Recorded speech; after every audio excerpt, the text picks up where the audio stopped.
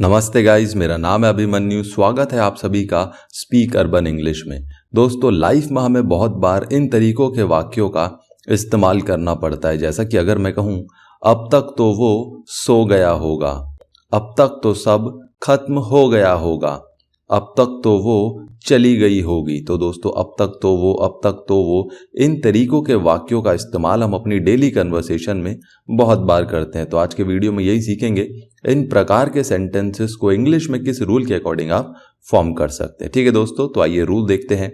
Rule बहुत ही simple है आपका। सबसे पहले आता है आपका सब्जेक्ट, उसके बाद मस्ट हैव, उसके बाद वर्ब की थर्ड फॉर्म अदर वर्ड्स और लास्ट में आता है आपका बाय नाउ। ठीक है दोस्तों, बहुत ही सिंपल सा रूल है।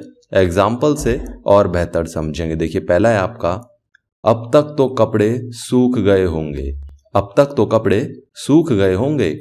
The clothes must have become dry by now, the clothes must have become dry by now.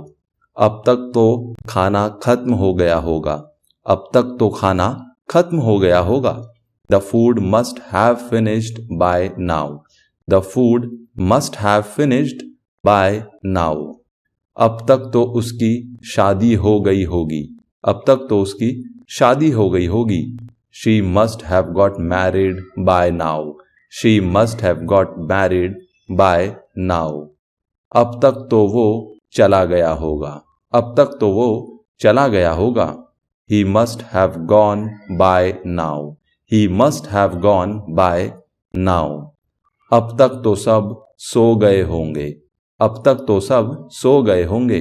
Everyone must have slept by now, everyone must have slept by now।